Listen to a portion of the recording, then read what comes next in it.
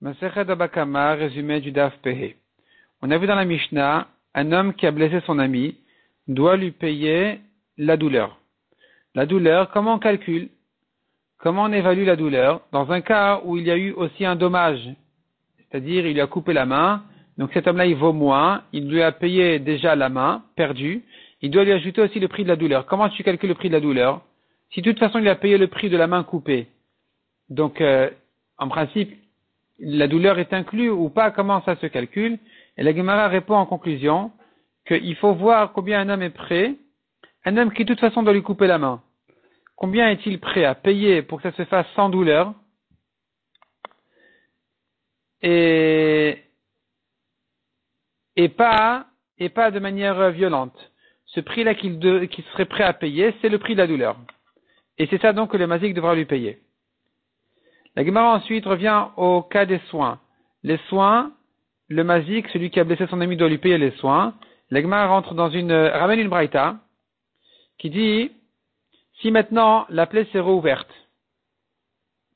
elle a commencé à guérir, elle s'est rouverte, est-ce que le mazik en est responsable, il doit le guérir, est-ce qu'il doit lui payer le chômage ou pas? La braïta nous ramène trois avis. Selon Tanakama, il paye et les soins et le chômage.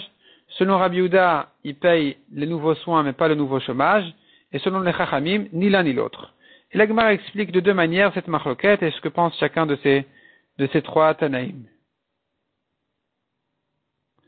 La Gemara ramène encore une braïta qui à nouveau revient sur ces principes de dire que si maintenant la plaie s'est rouverte, si maintenant ça provient du coup lui-même, alors il devrait le dédommager, il devrait lui payer, le reguérir et lui payer son chômage.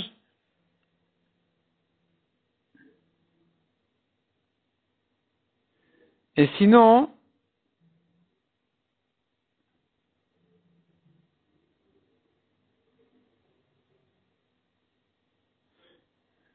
et si ça vient pas à cause du coup, il n'a pas à lui payer, c'est-à-dire même s'il a négligé, c'est-à-dire même si c'est le coup qui a provoqué ça, mais simplement le malade n'a pas respecté les instructions du médecin, il sera pas tour, on n'aura pas à le repayer. Tout ça on apprend des psukim. La Gemara dit encore plusieurs précisions. Si le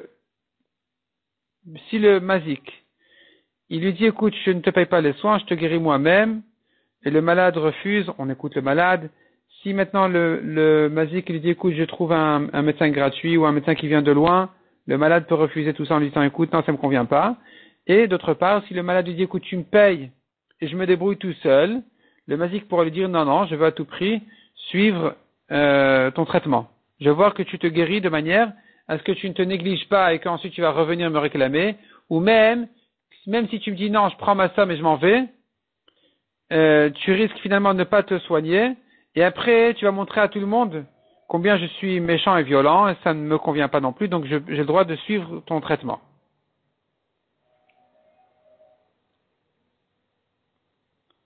La Gemara ramène des psukim dont on sait que il faut payer ces 5 choses-là, donc les soins et la douleur, etc., même dans un cas où il a déjà payé le dommage même.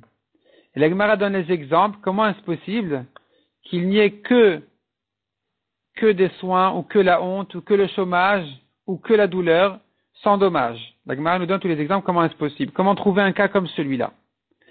Ensuite, en ce qui concerne le chômage, comment on calcule? Alors, ici, en fait, on a un problème, parce qu'il lui a déjà payé sa main, il lui a déjà payé son pied. Alors maintenant, tu vas me dire, oui, mais il y a un congé de maladie, maintenant il est au lit, il ne peut plus travailler. Donc il y a un chômage à payer. Combien il va payer? Il va payer le prix du salaire qu'il pourrait recevoir après qu'il va guérir. Une fois qu'il va guérir, c'est vrai, mais il n'a plus de main, ou il n'a plus de pied. Donc maintenant, il ne pourra trouver qu'un travail qui lui permet un salaire en fonction de ce qu'il est capable de faire. Ce petit salaire-là, c'est ça le chômage qu'il faudra lui payer pour ses jours de maladie. La Gemara demande ensuite, si maintenant il a blessé en plusieurs étapes. D'abord, il lui a coupé la main. Ensuite, le Bedi n'a pas encore évalué le prix. Ensuite, il lui a cassé le pied. Le Bedi n'a pas encore évalué le prix. Il a aveuglé. Le Bedi n'a pas encore évalué le prix. Il a assourdi. Alors, pour un sourd, déjà, il doit lui donner tout son prix, toute sa valeur. Parce que un sourd ne peut plus travailler du tout. Donc, il doit lui donner toute sa valeur. C'est fini. Le dommage, il est le prix de l'homme entier comme si c'est un serviteur qui ne vaut plus rien. Maintenant, la question se pose dans ce cas-là. Est-ce que il devra payer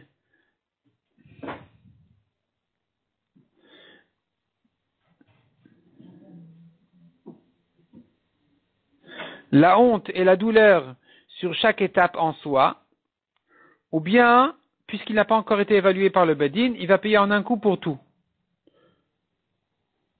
Deuxième question, si même tu veux me dire que dans ce cas-là, puisqu'il a été évalué par le Bedin, il devra payer sur chaque coup la douleur et la honte, si maintenant le Bedin n'a pas évalué les coûts, est-ce que tu me diras ici que donc il va payer en un coup, en une fois le tout, ou bien non, on va recalculer chaque coup séparément, et la Gemara ne répond pas à ces questions, elle reste en tes coups.